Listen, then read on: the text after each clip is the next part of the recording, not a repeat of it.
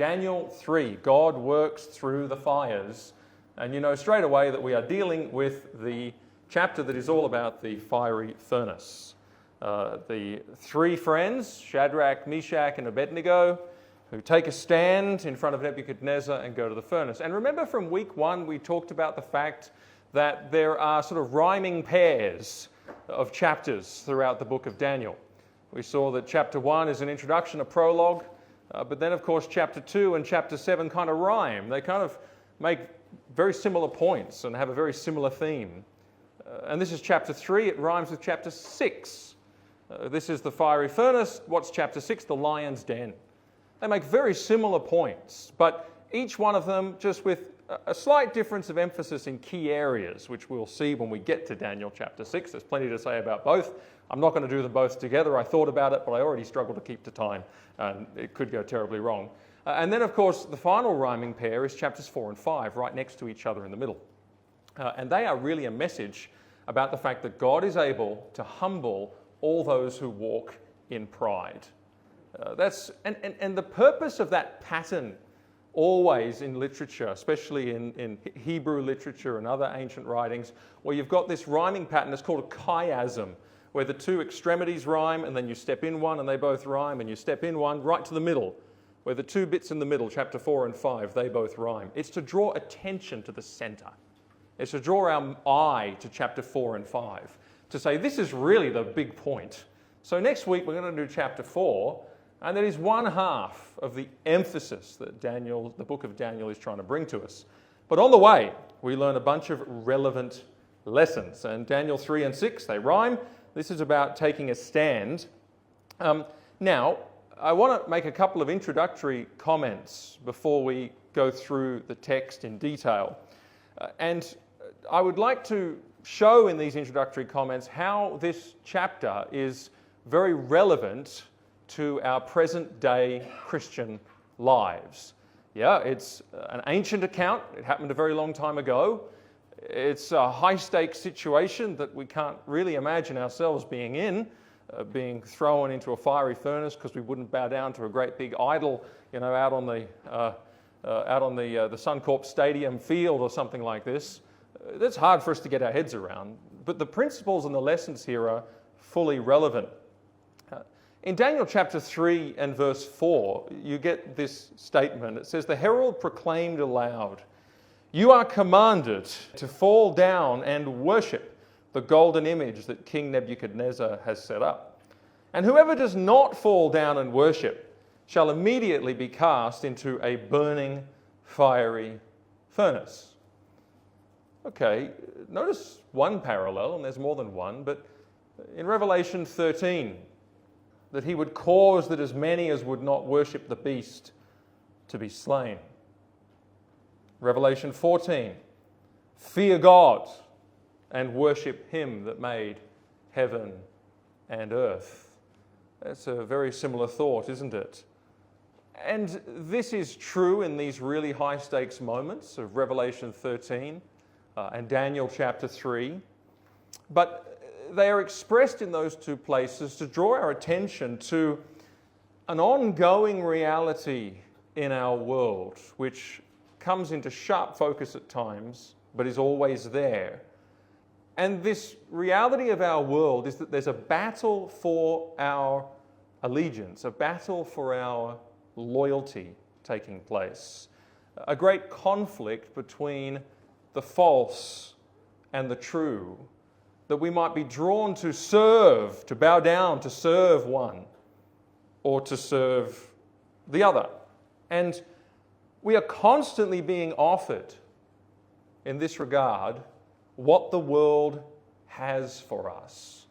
We're constantly being enticed by the things the world holds out to say, serve this, pursue this. But the issue, as we're about to see, is this: on what terms? We may be offered a thing, but what are the terms? And the question is, will we reject those terms when we have to? We are also constantly being offered what God has for us and asked to serve it and pursue it. But again, on what terms? What are the terms? And will we embrace those terms? And let's not pretend, right? This chapter is going to tell us something. We need to be honest. We need to be as real as Jesus was when he said, you need to count the cost of being my disciple. Because the decision to accept the world's terms is very often the easy decision to make. Whereas the decision to accept God's terms is actually one for which we need God's help. It is not always easy. This same dynamic was actually put to Jesus himself. In Luke chapter 4, during the temptation of Jesus in the wilderness, it says that the devil took him up and showed him all the kingdoms of the world in a moment of time and said to him, to you I will give all this authority and their glory, for it has been delivered to me, and I give it to whom I will. Right? He's saying you can have all the glory of the world. You can have it. You can pursue it. You can make that the highest thing. But what are the terms? If then you will worship me, he says, it will all be yours. And Jesus answered him, it is written, you shall worship the Lord your God, and him only shall you serve. It's the same dynamic as Revelation, Daniel 3. Bow down to this. No, I will make the hard decision. See, here's the thing. The offer that the world is making to us is not actually an offer simply from the world. It's an offer from Satan. And that's what we see in the temptation of Christ. It is Satan who offers Jesus the world. And he offers us the world today. And he offers it to Jesus by saying you could take the easy path. Because the alternative for Jesus was hard. It would be the path of obedience to the Father, to bear the cross. And faced with the choice, Jesus chose the cross. Shadrach, Meshach, and Abednego chose the fire. And today we don't face crucifixion and we don't face burning in a fiery furnace. The stakes are lower, that's for sure. But it remains true that the world we're living in, it makes offers to us and it also makes threats to us concerning our testimony. And to choose rightly will come at cost. And there are days when we have to embrace the world's threats, reject the world's offers, and we have to take a stand. The Apostle Peter spoke of this aspect of the Christian life. In 1 Peter, you see a lot of language that is sort of Babylon-ish. He writes to them in 1 Peter chapter 1, verse 1 as exiles, and to the Jewish mind, immediately you go back to Babylon, the period of the exile. And he keeps using metaphors and imagery from Babylon and from the exile. And one of them comes in the 4th chapter in verse 12. He says, beloved, do not be surprised at the fiery trial when it comes upon you to test you, as though something strange were happening to you. Fiery trial. What are they thinking of? Daniel chapter 3, right? This is the fiery trial. He says, hey, when you face a fiery trial in this world, don't be surprised. There's nothing strange going on here. This is to be expected. And he goes on, he says, but rejoice insofar as you share Christ's sufferings, that you may also rejoice and be glad when his glory is revealed.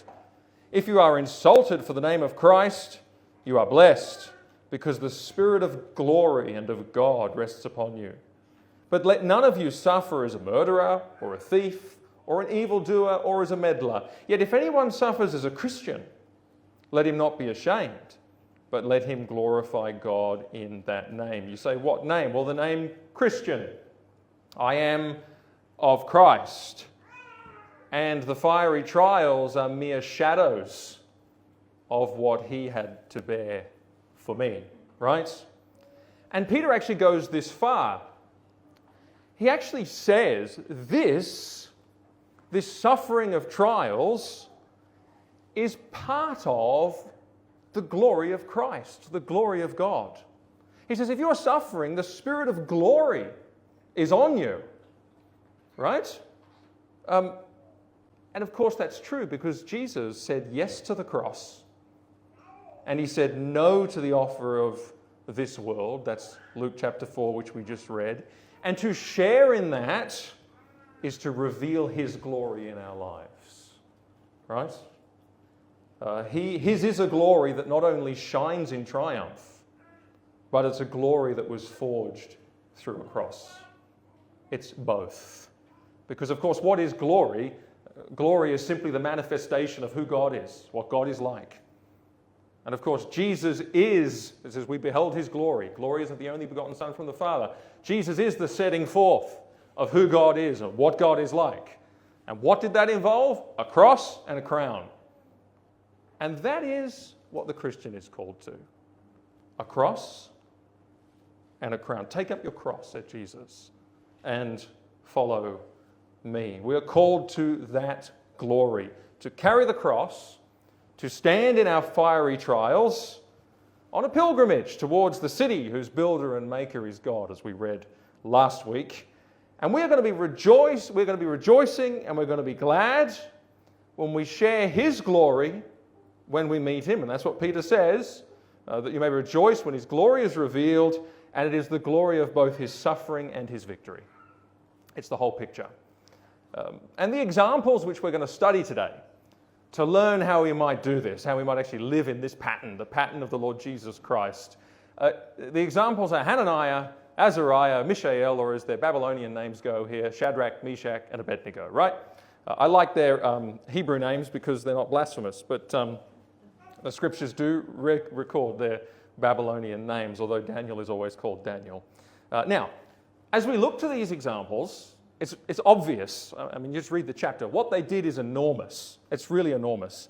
And by God's grace, we think, well, this is bigger than anything I'm going to be called to do today, right? There's not some crazy despot going to put me in a fiery furnace because I didn't literally bow and worship an idol. And we trust that that is true. I mean, the world's a crazy place and things change pretty quick, but we trust that that is true, right? Now, there's two possible reactions I find that people have toward perfect examples. Some people look at a perfect example, somebody who just seems to be exemplar, and they're demoralized by it. And they say, oh, well, how could I ever be like that? That's just impossible, that's unrealistic. And they kind of switch off. Show me someone who's more authentic, more down to earth, more achievable, right? Scripture doesn't do that often. It holds the highest example up. And of course, the alternative reaction is not to be demoralized by perfection, but to be energized by it. Because of course, if these three young men in these difficult circumstances could do what they did it by the power of God, and that's your God and my God. So it can be done. Right? And so we might ask ourselves, well, okay, these guys are the ultimate example. What can we learn from them? How did they do it? Is there something of their excellence? Is there something of their life that we can learn that would enable us to stand in our relatively small and simple circumstances, right? Okay, that's our context, all set up. Part one, we're going to talk about Nebuchadnezzar's hardness of heart. And I know that there's little outlines with some of you younger folks, so we're on part one. And there's three parts. Part two is going to come. That's going to be the trial itself, and part three will be the results of the trial. The opening scene demonstrates Nebuchadnezzar's hardness of heart. Verse 1, King Nebuchadnezzar made an image of gold whose height was 60 cubits and its breadth 6 cubits. He set it up on the plain of Dura in the province of Babylon. Then King Nebuchadnezzar sent to gather the satraps, the prefects and the governors, the counselors, the treasurers, the justices, the magistrates, and all the officials of the provinces to come to the dedication of the image that King Nebuchadnezzar had set up. Now, if you just read this, if you're reading the book of Daniel, you'll read straight into this from chapter 2, and you'll see that this is a direct follow-on from the events that we looked at last week. And you remember that in chapter 2, just immediately prior to this, Nebuchadnezzar has had a dream. And the dream was of a great image. And the image had a head of gold, a chest of silver, middle and thighs of bronze, legs of iron, and feet of iron and clay. And the message of that dream from God challenged Nebuchadnezzar's greatness. Daniel comes along and says, "You are the head of gold." But of course that means that Nebuchadnezzar's kingdom is merely temporary, because there is a chest of silver to come after him, and it's not him. It's not even his empire. And then there's a middle and thighs of bronze to come after him, and so on. He is temporary. But even more arresting than that for Nebuchadnezzar in the interpretation is this revelation that the God of heaven will set up his own kingdom, which will strike all the world's kingdoms and reduce them to nothing, and it is that kingdom alone that shall grow and shall last forever. In other words, Nebuchadnezzar, that's the ultimate thing. Not you, not who you are, not what you're doing. That's the ultimate thing. Be warned, right? So God had spoken to Nebuchadnezzar, right? And it is evident from the chapter that Nebuchadnezzar felt the weight of what God had said to him. He said in chapter 2, verse 46, it says, "King Nebuchadnezzar fell on his face. The king answered and said to Daniel, 'Truly your God is God of gods and Lord of kings, and a revealer of mysteries, for you have been able to reveal this mystery.'" Right? And then all of a sudden you go to chapter 3, verse 1, and what do you find out? He did not heed the word from God.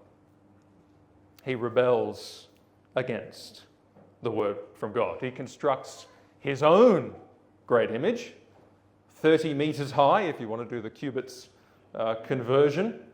And this one doesn't have a head of gold. It is all gold. So you see the symbolism, right? You're the head of gold, Nebuchadnezzar. No, I'm not. I'm the whole thing. And of course, far from being broken by this great stone, all peoples, great and small, are going to worship it, and it will be exalted. And so Nebuchadnezzar is rebelling against the word that God has given him. And you will see, by the way, this actually potentially explains something about the chapter. Nebuchadnezzar is unbelievably angry in this chapter. There's two significant outbursts. And in one of those outbursts, it's even noted that his face is totally contorted with rage. And he heats this furnace 7 times hotter. And in his anger, he does that, and he doesn't realize it would actually be a mercy, because they're going to die sooner, presumably, if it's 7 times hotter. But he's angry. And you think, why is he so angry? Well, maybe because he has rebelled against the word from God. And he's being reminded. He's being reminded of what he's done. And that's the very thing he's trying to suppress. You know, I have learned something in life. Some of the most virulent oppositions against the gospel are shown by those who were once very near to the kingdom of God. That is true, you know. When I was in the political world, I had to meet a lot of activists, a lot of people who are in positions of power, many of whom, though they wouldn't say it publicly, have really got into that position so that they can fundamentally transform the culture. And they are very specific that their hatred is against Christianity. They are God-opposing people.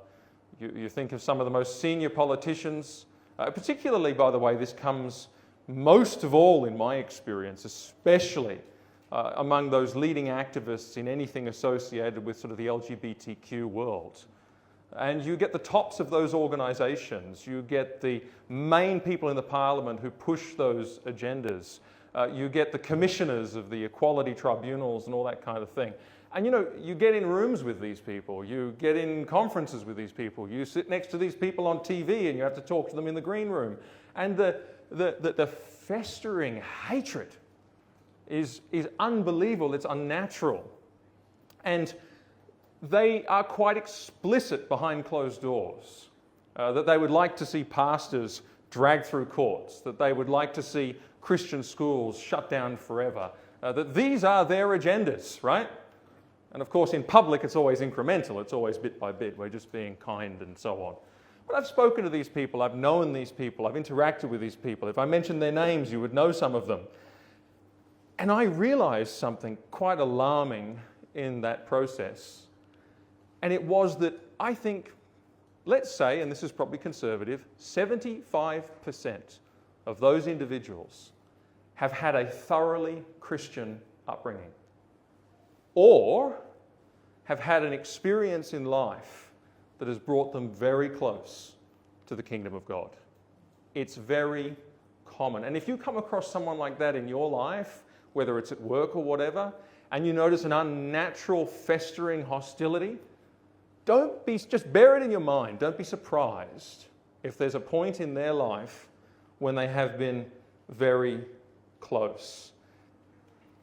You know, God brings into our lives times of critical opportunity. He does speak. He speaks to people. And people can do one of two things, as Nebuchadnezzar did. They can be drawn closer to God, or they can resist God's word. And that involves a hardening of the heart. You saw this in Saul. What did Jesus say to him? How long are you going to kick against the goads, he says. Saul is breathing out threatenings and slaughter against Christians. Why? Because there's something going on his conscience, right? There's something working away there. And the question I have for us all is, has God spoken to us about something? Has he spoken to us?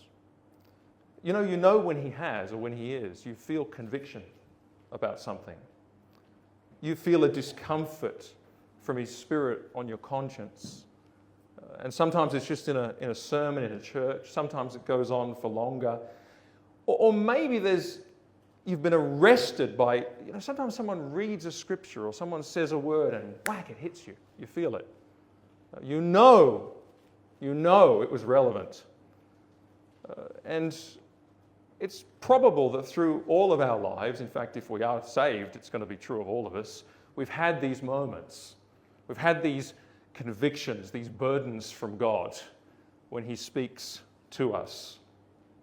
And I just want to say, nobody can trifle with God when he speaks. Listen to him. And it's true that you get the Nebuchadnezzars of the world who were spoken to, who came close, and they say no, and they might not do it straight away. And look where it leads, a hardening of heart, a hostility against, they seek to destroy that very thing that once spoke to them. But I want to say this, it is possible to harden your heart against a word from God as a Christian as well. It is the case that in our life, a word from the Lord wounds us, it hits us, it strikes us, and we know there's something that needs to be done. But of course, the risk is that we cover it over. The risk is that we don't heed the conviction and the burden. And when you just cover over a wound, it gets infected. And you would not believe the disease that can grow in a life because of a sin concerning which God spoke and concerning which you refuse to respond. It's true. And there are Christians out there who have experienced this slow fade into hardness on an area, and the disease that grows is horrifying. Listen to God. Don't trifle with his word. What is Hebrews is really all about this, isn't it? Saying, don't harden your heart, it's saying. Don't fall away, it's saying. Great verse in Hebrews chapter 2, verse 1. It says, therefore, we must pay much closer attention to what we have heard, lest we drift away from it. It's true in life, right? Don't drift away from what you have heard, from the word that God has spoken to us. Now, Nebuchadnezzar is a special case because he has hardened his heart in a very big and brazen way, but God's not done with him.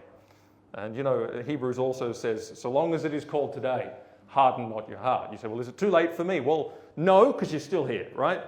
And Nebuchadnezzar was in that situation. God persisted. And we're going to see Nebuchadnezzar's journey unfolding still in this chapter. We're also going to see next week that finally Nebuchadnezzar is broken in his pride and he turns truly to the living God once and for all.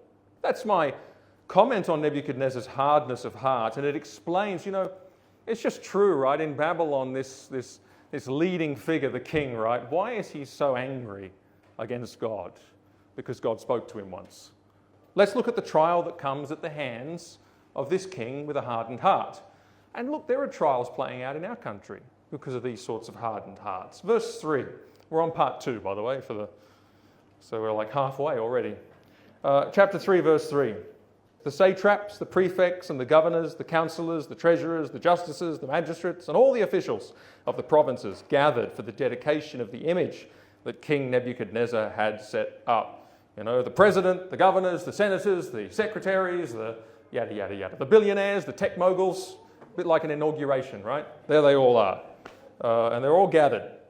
Therefore, at that time, certain Chaldeans came forward, and this is verse 8, sorry. Certain Chaldeans came forward and maliciously accused the Jews. They declared to King Nebuchadnezzar, "O king, live forever. You, O king, have made a decree that every man who hears the sound of the horn, pipe, lyre, trigon, harp, bagpipe, and every kind of music shall fall down and worship the golden image. And whoever does not fall down and worship shall be cast into a burning fiery furnace. There are certain Jews whom you have appointed over the affairs of the province of Babylon, Shadrach, Meshach, and Abednego. These men, O king, pay no attention to you. They do not serve your gods or worship the golden image that you have set up." Then Nebuchadnezzar, in furious rage, commanded that Shadrach, Meshach, and Abednego, there it is, there's the anger. They're not bowing to this image, and that's the whole point, right? He's rebelling against the word from God. So they brought these men before the king. Nebuchadnezzar answered and said to them, "Is it true, O Shadrach, Meshach, and Abednego, that you do not serve my gods or worship the golden image that I have set up? Now, if you are ready, when you hear the sound of the horn, pipe, lyre, trigon, harp, bagpipe, and every kind of music, to fall down and worship the image that I have made, well and good. But if you do not worship, you shall immediately be cast into a burning, fiery furnace. And who is the God who will deliver you out of my hands?" You know, I think of this in a modern context and all the things they could say. Well, Nebuchadnezzar, have you heard of this concept of freedom of speech? Everybody has a right to their opinion. The Persians, they believe in the rule of law, and they're growing a lot. And the rule of law is doing really well. Better outcomes in education, better outcomes in politics, more opinions around the table, and they could go in for all this kind of garbage that we go in for today, right? They could say, well, we're so sorry, we didn't mean to offend you. I mean, we believe in a God of love, and your offense is not something we ever meant. What do? They never waste an opportunity. That's what they do. They just go straight in with their testimony. Shadrach, Meshach, and Abednego answered and said to the king, probably because they understood who they were dealing with, right? Sometimes you fight boldness with boldness. He said, "O Nebuchadnezzar, we have no need to answer you in this matter. If this be so, our God whom we serve is able to deliver us from the burning fiery furnace, and he will deliver us out of your hand, O king. But if not, be it known to you, O king, that we will still not serve your gods or worship the golden image that you have set up." Nebuchadnezzar was filled with fury, and the expression of his face was changed against Shadrach, Meshach, and Abednego. He ordered the furnace heated 7 times more than it was usually heated, and he ordered some of the mighty men of his army to bind Shadrach, Meshach, and Abednego and to cast them into the burning fiery furnace. Then these men were bound in their cloaks, their tunics, their hats, and their other garments, and they were thrown into the burning fiery furnace because the king's order was urgent and the furnace was overheated. The flame of the fire killed those men who took up Shadrach, Meshach, and Abednego, and these 3 men, Shadrach, Meshach, and Abednego, fell bound into the burning fiery furnace. These guys, right, I said there are examples. They said yes to the fire. They said no to the offer of this world.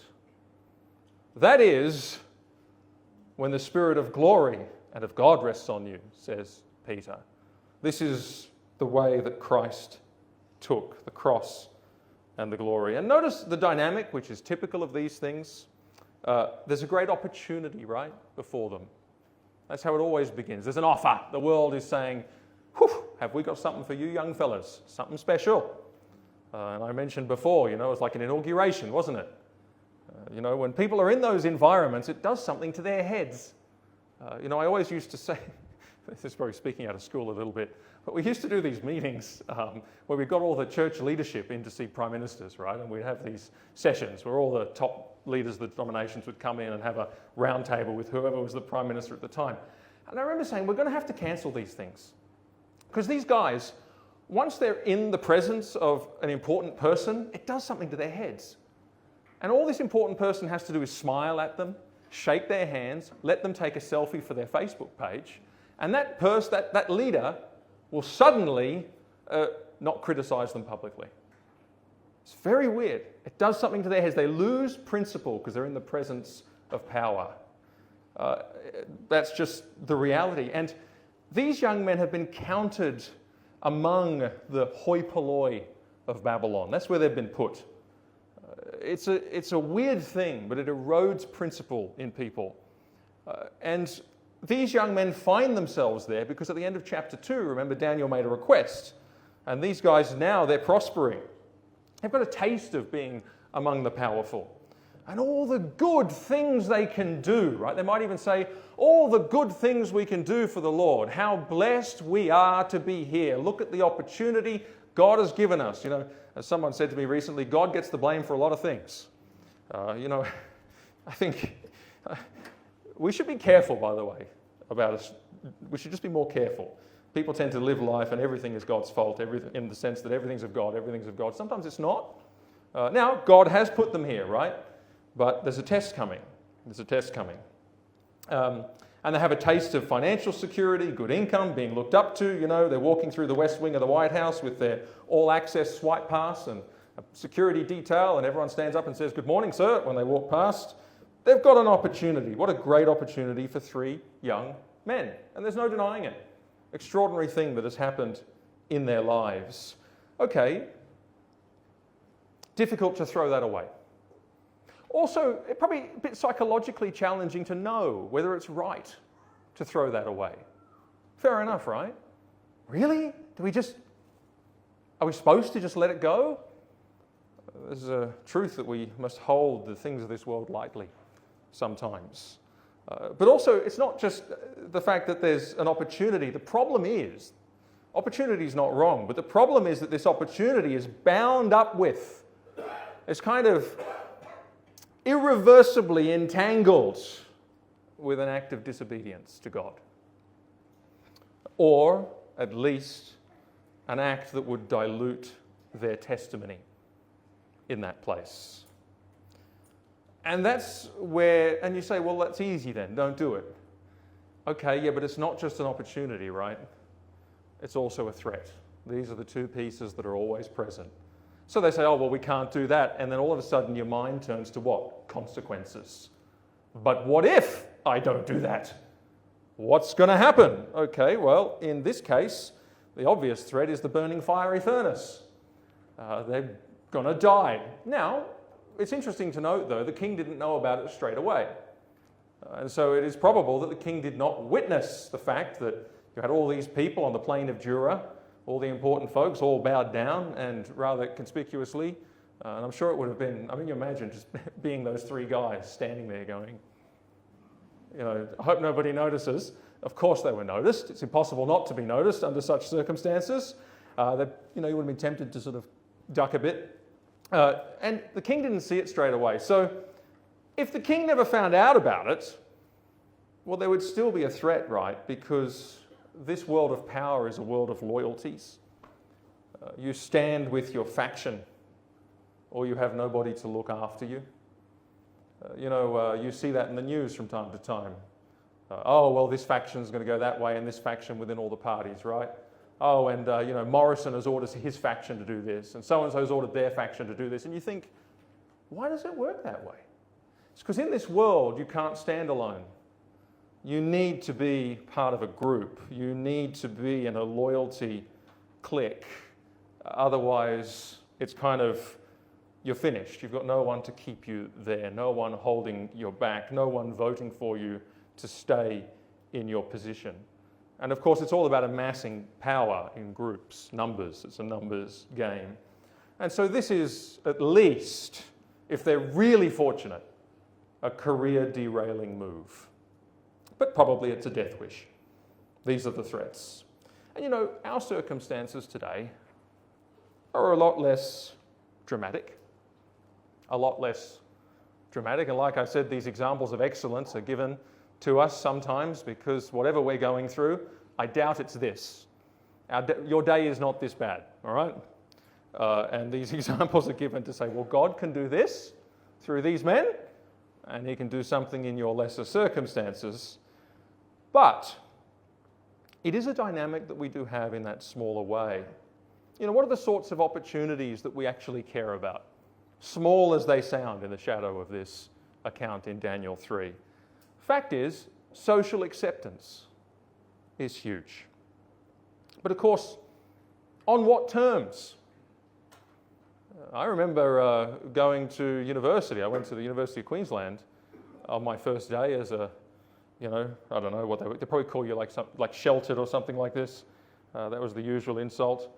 All of the talk was that in law school, a lot of it comes down to your relationships.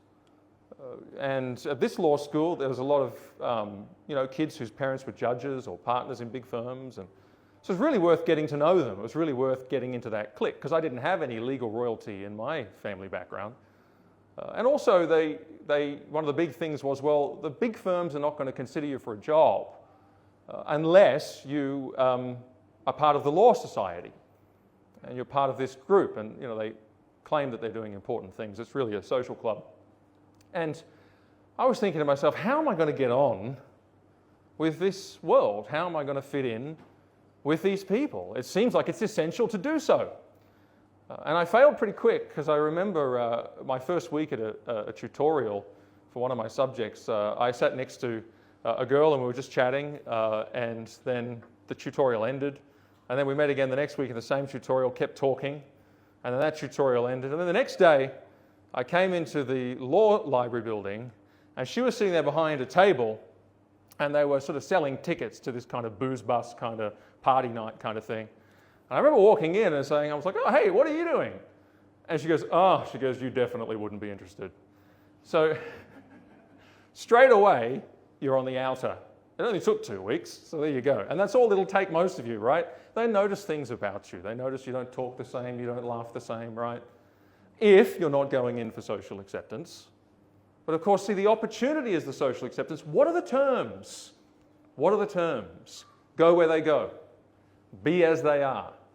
Drink as they drink. Party as they party. Be just like them. And you know what happens?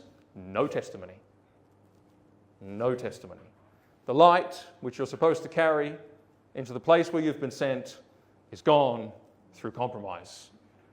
And of course, our friends in Daniel 3, they were just in a very high stakes moment like that. The light, see, Satan's goal was not to have them dead. He didn't want them dead. He wanted their testimony removed from that place. They were very conspicuous in Satan's worldview, weren't they?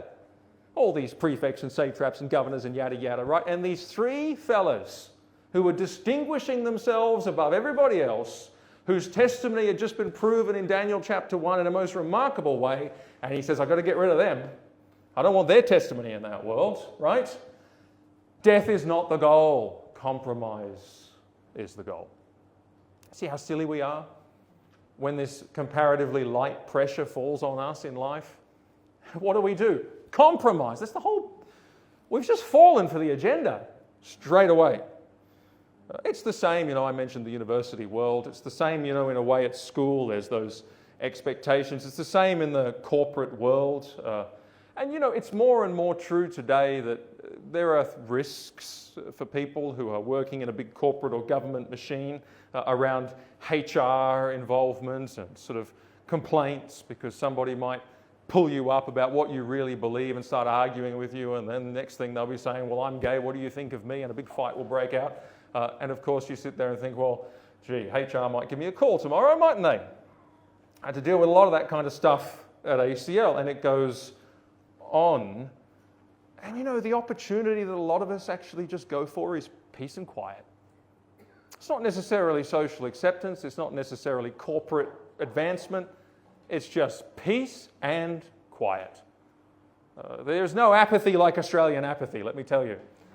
It's one of the things I learned going to the USA. In the US, there's not as much apathy, let's put it that way. They're always intense, very intense people. Just look at the politics of the US. Very intense. That's the way it is over there.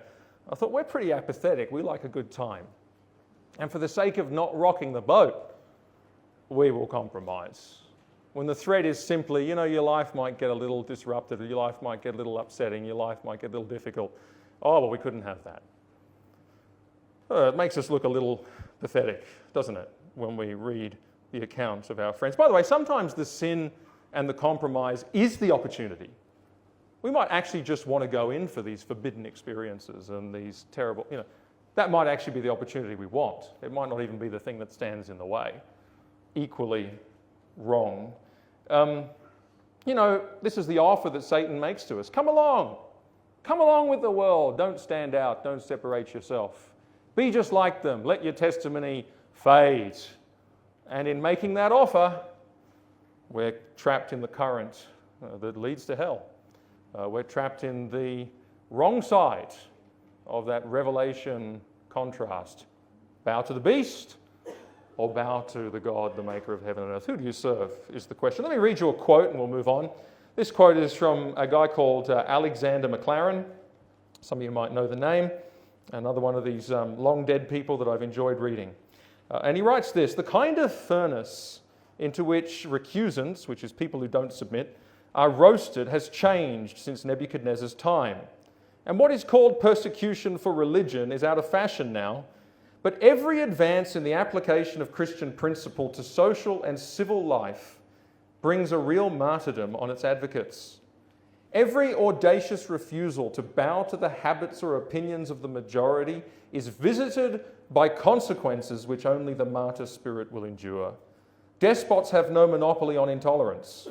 A democracy can be even more cruel and more impatient of singularity, and especially of religious singularity. England and America have no need to fear the old forms of religious persecution. In both, a man may profess and proclaim any kind of religion or no religion. But in both, the advance guard of the Christian church, which seeks to apply Christ's teaching more rigidly to individual and social life, has to face public condemnation, exclusion, misrepresentation from the world for not serving their gods nor worshipping the golden image which they have set up. Martyrs will be needed and persecutors will exist until the world is Christian. There you go, that's the world we live in, is it not? We need to be aware of it. Can I make this point though? For the Christian life, hostility is a feature, it is not a bug. This is one of the first things I say to groups of young folks when I used to teach at Worldview programs, because a lot of them are a little concerned about the fact that they are going out into a world where they're a little concerned that maybe some of the things they believe might be a touch out of step, and that is just latent in the back of their brain. They can't shake it. And the first thing you need to tell them is hostility is normal. Rejection is normal. Okay? It's not a problem in the Christian life unless it's for the wrong reasons, as Peter tells us. John 15:18, just hear this from Jesus. If the world hates you, know that it hated me before it hated you. If you were of the world would love you as its own. But because you are not of the world, but I chose you out of the world, therefore the world hates you. Remember the word that I said to you, a servant is not greater than his master. If they persecuted me, they will also persecute you. It's pretty straight, isn't it? It's a reality. Not many sermons on this these days. It's mostly about all the good things you'll have in life from God. Well, you know what? Some of the good things come through the valley of persecution and trouble. And people say to me, persecution. Come on, Martyn. That's not the days we live in. Persecution is being fed to the lions. Okay, that is definitely persecution, don't get me wrong. But hear what Jesus, he defines it a little more specifically in Matthew 5. He says, blessed are you when others, this is after saying, blessed are those who are persecuted, theirs is the kingdom of heaven. In other words, it's kind of a litmus test of your place in the kingdom. And then he says, blessed are you when others revile you and persecute you and utter all kinds of evil against you falsely on my account. Rejoice and be glad, for great is your reward in heaven, etc. Revile you, angry, disgust. Utter all kinds of evil against you falsely on my account. You know, it's not long before you're being called intolerant, hateful, phobic of all different things. You know, that's the world we live in. Or just stupid. There you go. He is considering the circumstances we face right up to and including the circumstances that our three friends in Daniel 3 faced. But these guys didn't compromise. I just want to make a couple of points about that. You can think that there would be justifications, you know, oh, well, we don't want to compromise this opportunity, so on. That's totally fair, and I would imagine I would go through the same thing. And people might come up with all sorts of, you know, ways out. Oh, I know, I'll bow down with everybody else, but I'll pray to God in my head, right? And if I pray to God in my head, then I heard this from someone who went to North Korea, by the way. And you know, the North Korea tourism groups, sometimes, and I think it depends on the day of the year, you have to go up and actually bow to the statue of Kim Jong whatever. This person said, oh yeah, and I'm thinking, I wouldn't go to North Korea on one of these tour groups simply for that reason. I am bowing to his statue, and that's going to be the end of everything. And she's like, oh no, but I prayed to God in my head as I did it. I'm thinking, right, I don't think it works, right? You know, or they might say, well, you know, the opportunity before me is so great, and of course I'm going to use it for God. And so, you know, this is a sort of thing that I just have to get it over with for the greater good. Now, that's not how God works, doing evil that good may come. Daniel 1 told us that, right? God honors those that honor him. And, you know, when we start making obedience complicated, I just wonder sometimes whether it isn't that old serpent. Has God really said, right? Careful if you're making it complicated. It's one of the most refreshing things about talking. Remember the Israel Folau case? Talking to him, he was so blunt. He just, this is right, this is wrong. No, I'm not compromising. It was just great because he didn't make it complicated. You know, people would say to him, actually, church leaders came to him and said, you know, you could delete the post and then make another post that sort of is more nuanced. And then that wouldn't be compromised because you'd actually put up a better post. And he was saying, no, sorry. This is the testimony that's been attacked, and I'm going to stick with it. And he actually quoted that verse. It says, if you're ashamed of me before men, I'll be ashamed of you before my heavenly Father. You know, don't make it complex. Obedience usually, and its final application is pretty straightforward. Secondly, the outcome, good or bad, is not relevant to the rightness of your obedience. They didn't use the outcome, grave as it was, to calculate whether or not they should do the right thing.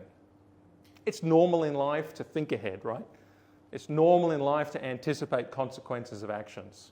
But in a matter like this, follow their example. They said, well, we don't know what's going to happen, Nebuchadnezzar. God might save us or he might not, but we're just not going to bow. The consequence is not relevant to obedience. Of course, the consequence is in God's hands. And third of all, they didn't come up with one of these elaborate compromises because their testimony was at stake. You know, the point of this whole exercise was to blunt their testimony. They could have bowed down and prayed to God in their heads, right? But what's missing in that action? Their testimony. You know, growing up, we were told all the time that our testimony mattered. That actually the way we presented ourselves, you know, it should never be fake, right? But it did matter. So long as it's backed by reality, it did matter. The world is looking on, and you see in Daniel 6 when we get there, it is Daniel's Monday, Tuesday, Wednesday, Thursday, Friday testimony that gets him noticed and that leads to the work of God in that place. And that's why he doesn't even draw the curtains when he prays, right? His testimony is at stake. Jesus says, you are the light of the world. A city set on a hill cannot be hidden, nor do people light a lamp and put it under a basket. In other words, if you're the light, don't hide it away. Don't make it invisible.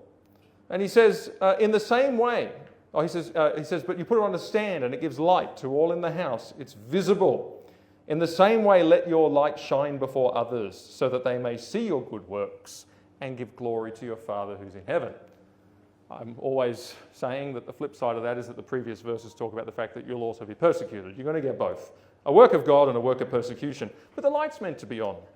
It's what we're called to be. All right.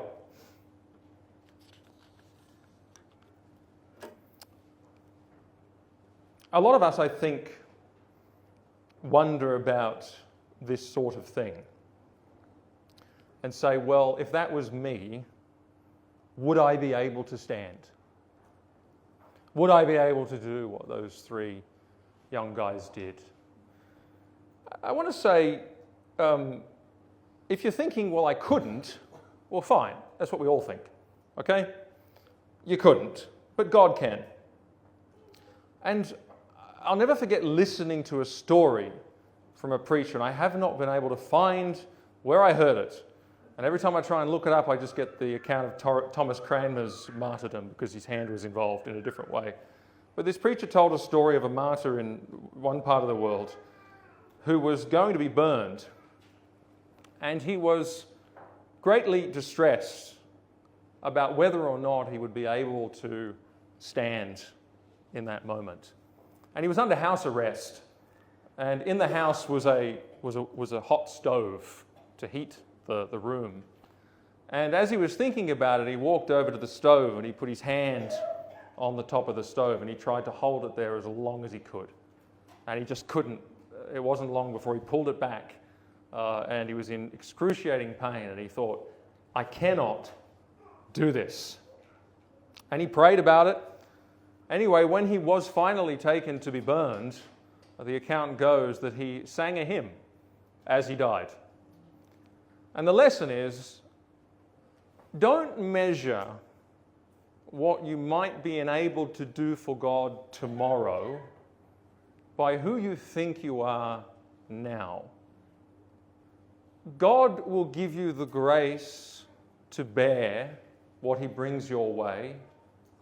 And the thing you need to be occupied with today is whether or not you are doing the thing today that he has given you to bear, or taking the stand today that he has asked you to take. Because it's the one who is faithful in little, right?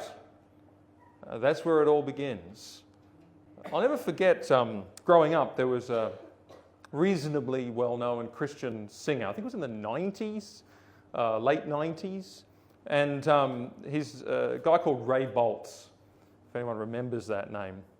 He wrote a song called I Pledge Allegiance to the Lamb. And the chorus goes, or one of the verses goes something like this. It says, I've heard how Christians long ago were brought before a tyrant's throne, and they were told that he would spare their lives if they would renounce the name of Christ. And one by one they chose to die. For the Son of God they would not deny. And then the chorus is, I pledge allegiance to the Lamb with all my strength, with all I am. I will seek to honor his command. I pledge allegiance to the Lamb. Even as a little, I don't know how old would I have been? I don't know, probably 6, 7, 8, that kind of age. Even at that age, I couldn't sing that song. I thought, this is madness. How can you say, oh yeah, I've heard all about that. I'll do it. That's me. And here's the thing. In 2008, he came out as gay, divorced his wife, left his 5 children, and became an LGBT activist. He was focused on the wrong thing. He had to stand in the thing that he was called to stand in today. That's what we need to focus on. Now, God will give you the grace in the circumstances when you seek him to obey him. Don't worry about what may or may not be in the future and the hypotheticals and the if, buts and the maybes. The thing we have today is the thing that he has placed upon us today. Okay, let me conclude with part 3. Got a few minutes. Part 3, the results of the trial. And this is important to see how God works through those who stand for him. I will read about 6 verses, so verse 24. Then King Nebuchadnezzar was astonished and rose up in haste. He declared to his counselors, "Did we not cast 3 men bound into the fire?" They answered and said to the king, "True, O king." He answered and said, "But I see 4 men, unbound, walking in the midst of the fire, and they're not hurt, and the appearance of the 4th is like a son of the gods." Then Nebuchadnezzar came near to the door of the burning fiery furnace. So time has passed, right? It's cooled off. He declared, "Shadrach, Meshach, and Abednego, servants of the Most High God, come out and come here."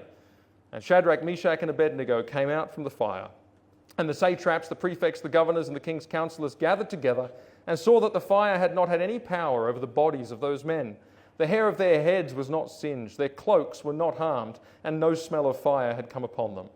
Nebuchadnezzar answered and said, "Blessed be the God of Shadrach, Meshach, and Abednego, who has sent his angel and delivered his servants who trusted in him, and set aside the king's command, and yielded up their bodies rather than serve and worship any god except their own God. Therefore I make a decree. Any people," by the way, a decree, right? The biggest empire in the world is going far and wide. "Any people, nation or language that speaks anything against the God of Shadrach, Meshach, and Abednego shall be torn limb from limb, and their houses laid in ruins. For there is no other God who is able to rescue in this way." And the king promoted Shadrach, Meshach, and Abednego in the province of Babylon. So let me just make a couple of points. This didn't go the way they expected. They said, "O king, God is able to deliver us from the fire, or not, and if not, we won't bow." Okay, neither of those things happened. God actually delivered them in the fire. And it was their preparedness to go into that fire that was the relevant point. You know, there's a couple of things to learn from this. The first is, we always worry about the consequences, right? We're always afraid, if I do the right thing, but this will happen, but that will happen. Let me tell you, if it's laid upon you to do it and it's the right thing, the consequences are in God's hands, and they very often are not what you expect. Actually, if you go through Daniel, the consequences frequently are not what you would expect. Because we just make guesses, don't we, from this side of the event. You don't know what God will do. And actually, here's the second thing. God works, if I could put it this way, in the fires. Read the book of Daniel, and each of the events that's isolated is one of these fiery furnace moments. A high stakes, high pressure, call to obedience against the odds.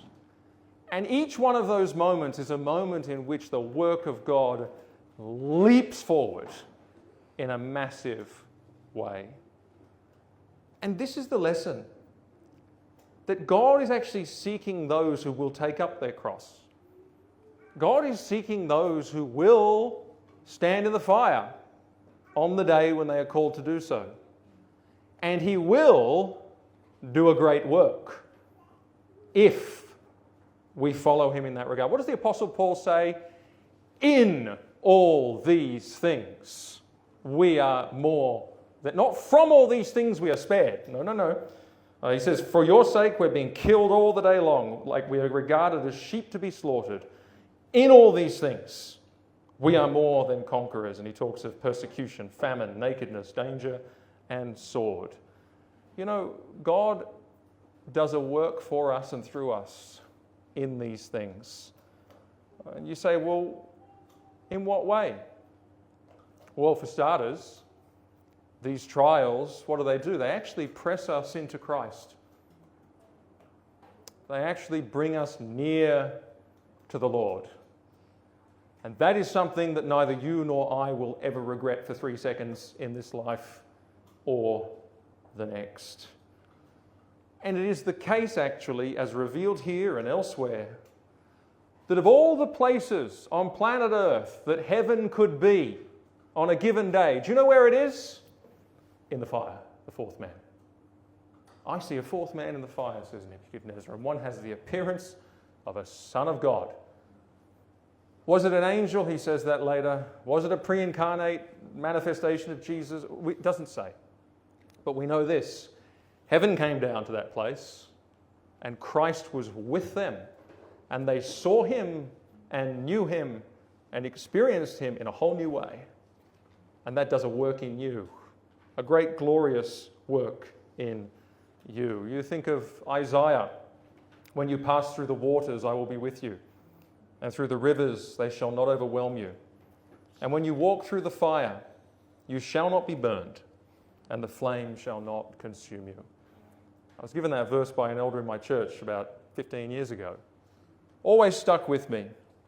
And you know the thing, it's not just that he will save you, he will be with you in that place and protect you from it when you're in it. But you know, it doesn't matter how far down you go in life, he's been deeper down. So he knows what you're dealing with. He really knows. And it even says in Hebrews, he is therefore sympathetic. He is sympathetic. Okay, trials press us into Christ. Trials free us from the things of this world that claim us.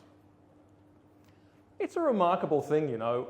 You read that account and it says at the beginning that they're wearing their cloaks and their tunics and their hats and they're bound and they get thrown into the fire.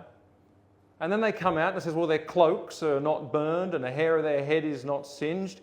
Everything is just as it was when they went in, except one thing.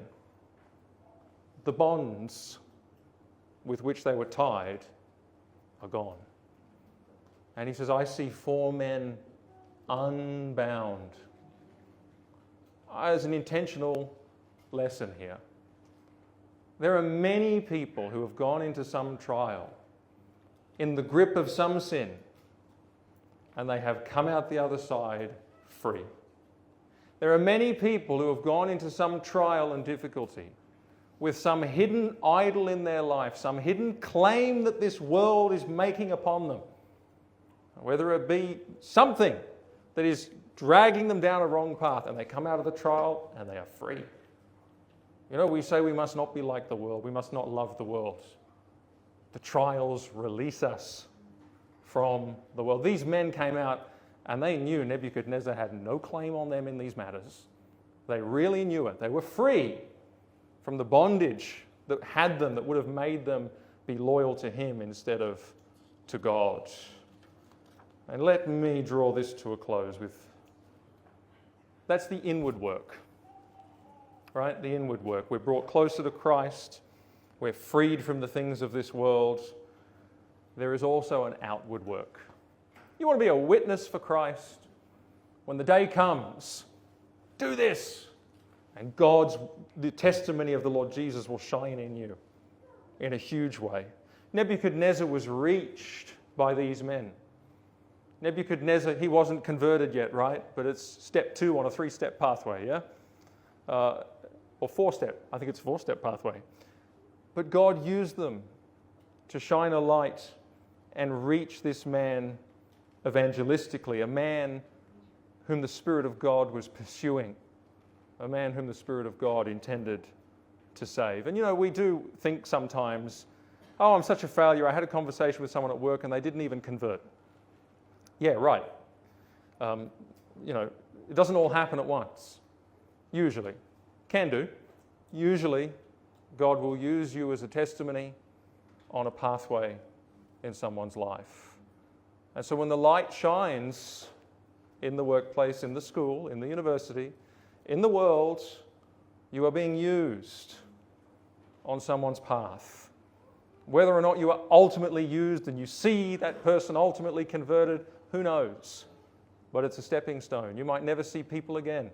And you hear many stories of those who find individuals later in life who were a stepping stone on the road to their ultimate conversion. This is why the Apostle Peter says, he says, you know, you haven't seen the Lord, but you love him, and you rejoice with joy unspeakable and full of glory. That's true. He says, even though now, for a season, if necessary, you have been grieved by various trials. If necessary, it is necessary. If there's a trial going on in your life, it is necessary. It's necessary to make you holy, to free you from the bonds of this world. It's necessary to draw you into Christ. It's necessary to make your testimony shine brightest so that someone might see and be reached. It's all necessary. But most of all, and this is legitimately my final thing to say, I'm learning not to say that lightly, most of all, it is necessary that you would be made like your Saviour, the Lord Jesus Christ.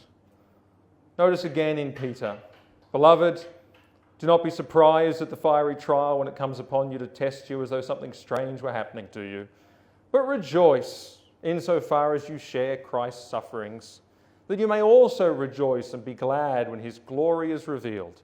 You know, having come by the same path, he came through the cross, you come with carrying a cross, his glory is only amplified in all that. Those who have borne the trials for him and are brought to glory in his slipstream. And it says, if you are insulted for the name of Christ, you are blessed, because the Spirit of glory and of God rests upon you. You know, God's glory is not diminished or absent or out of place in trouble. That's where it shines. It was displayed in his cross. Of course, it's displayed in his glorification. And that's the pattern we follow. That's the slipstream in which we are drawn. We share his glory and we show it forth. And it is displayed in the fiery trials as it was to Nebuchadnezzar, and all the more at his ultimate revelation when we shall rejoice. Let me read you 2 verses of this hymn. To the old rugged cross I will ever be true, its shame and reproach gladly bear. Then he'll call me someday to my home far away, where his glory forever I'll share. So I'll cherish the old rugged cross till my trophies at last I lay down. I will cling to the old rugged cross and exchange it someday for a crown. A cross becomes a crown. That is the glory of the one who says to us all tonight, take up my cross and follow me.